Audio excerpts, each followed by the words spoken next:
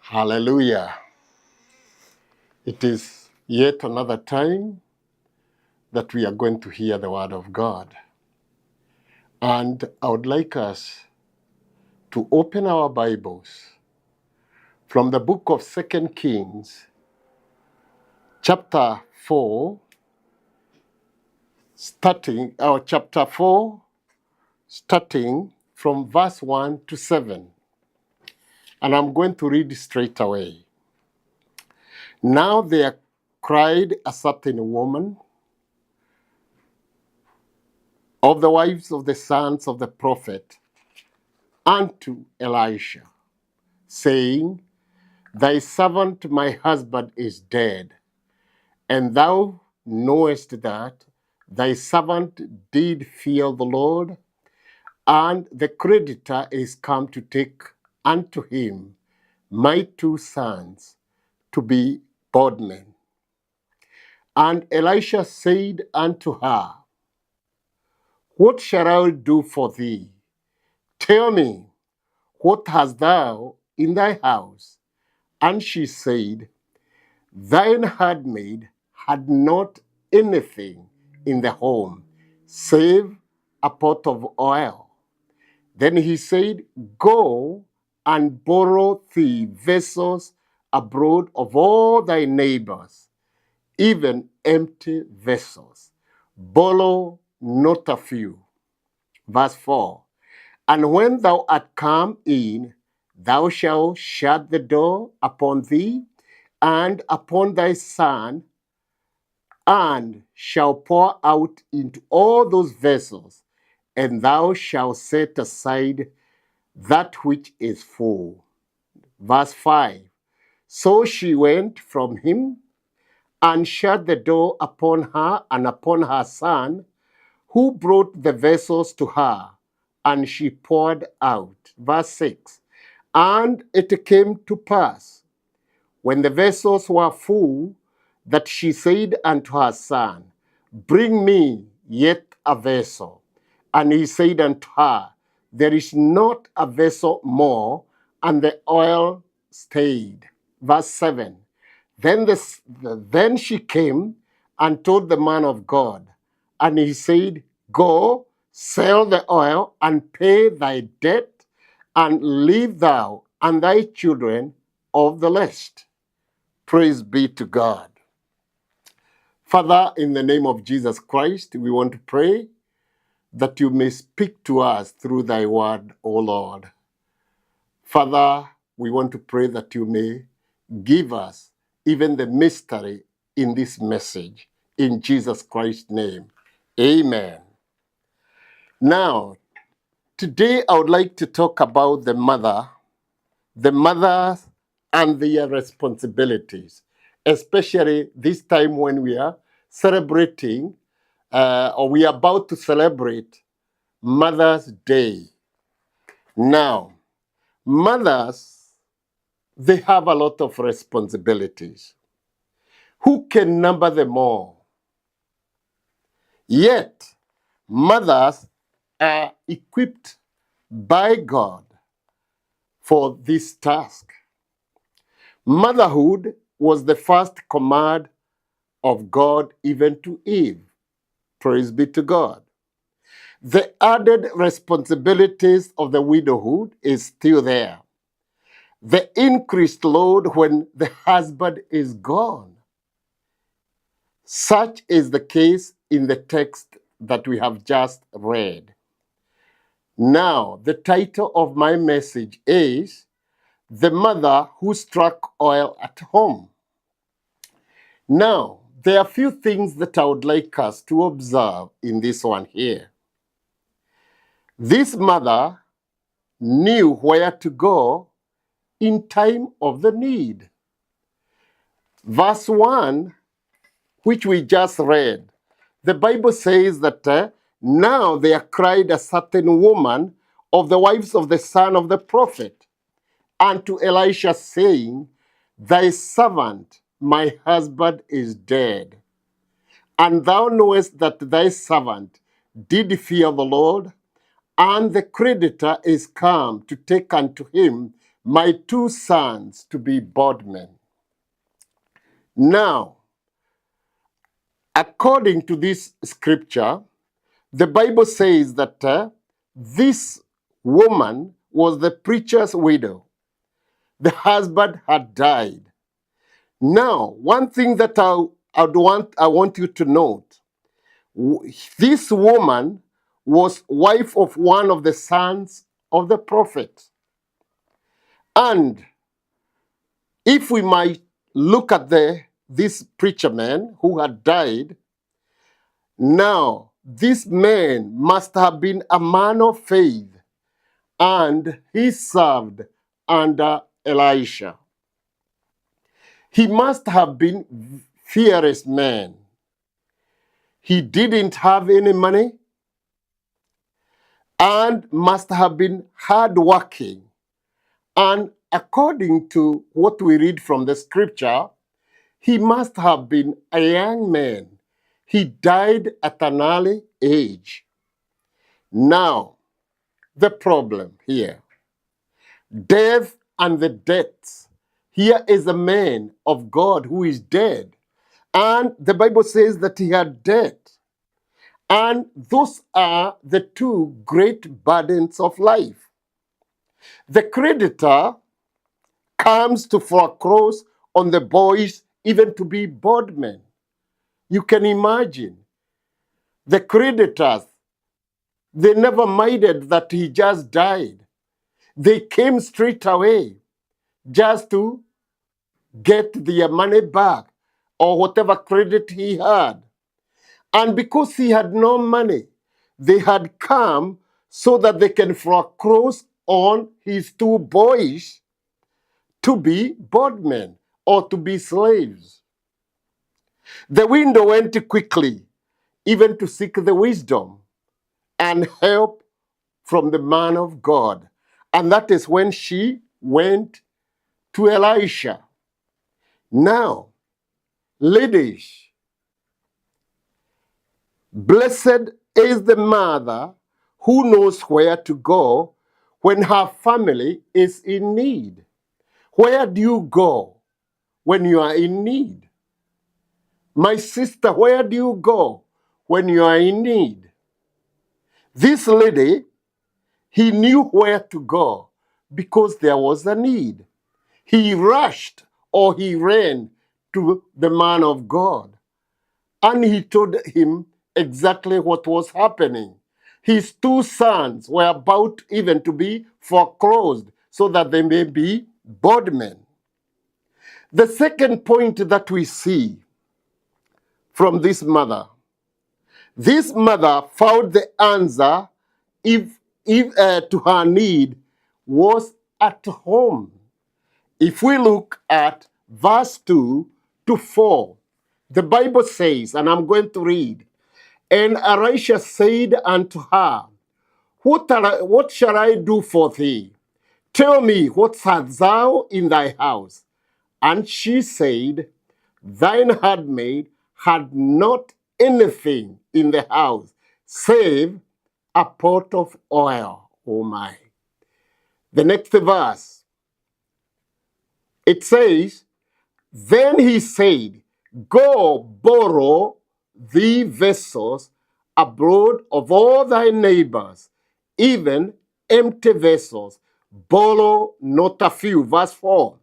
And when thou hast come in, thou shalt shut the door upon thee and upon thy son, and thou shalt pour out into all those vessels, and they shall set aside that which is full. Praise be to God. So now this mother, there is one thing that she discovered, that the answer to her need was right at home. Sometimes even the answer to our needs are right where we are. Maybe the answer to your need is right where you are. Just like this mother, that is what she discovered. Elisha, considering her problem, what shall I tell thee? Elisha, searching question, What hast thou in your house? The same answer echoes to you, my sister, especially this time when we are remembering the mothers. What do you have in your house? Maybe the problem that you may be having is right in your house. The answer could be with you. And the question was, what hast thou in thy house? What do you have in your house? That was a good question for all mothers today. A husband who loves you, food enough for today. Maybe that is what you have. Money for the week's groceries. This mother had none of these. She didn't have her husband. She didn't have even money to buy food. She didn't have a husband who loved her because he was dead. She didn't have even enough money for the groceries. This mother had nothing. But could be, you could be having all these. The negative answer, thy handmaid had not anything. That is what she said. Mothers and others with this attitude are miserable. And this mother was miserable. Others get new things. I am deprived. Poor is me. And they start crying. But to remember, this mother, when she realized there was a problem about his two boys, she ran to the man of God. Where do you run? Let me come to the next point. Now, this mother, she had a stuttering discovery. And this is what she said. I have nothing in my house apart from a pot of oil. That was a positive move. That was a positive move. If she could have stopped by saying, I have nothing, that was negative. But she said, I have nothing save a little pot of oil. Praise be to God. Literally, this maybe it was an anointing of oil. But this was just the turning point. This was her turning point. How long has it been since you counted your blessing? My sister, you who is a mother, how long have you been counting your blessing? We sing a song, count your blessings. Name them one by one. But many times when we have problems, we forget about the blessing. Praise be to God. Now, how long has it been? Start counting your blessing right now, and you will see what the Lord has done. This woman, she remembered. She never stopped at the negative, but she remembered. She said, I have nothing but save a little pot of oil. Now, rediscovering the house, rediscovering even the family, the furniture, the love, the answer for lifting your burden may be right at home. Could be the answer to your problem, you mother. Could be right at home. And you mothers who are listening to me, maybe right now as I speak, there are so many problems that you have. You don't know what to do.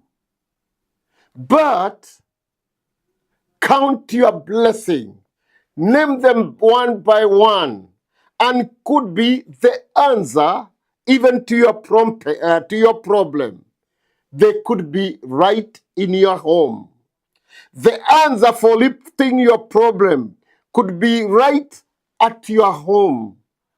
Praise be to God, and blessed be the name of the Lord.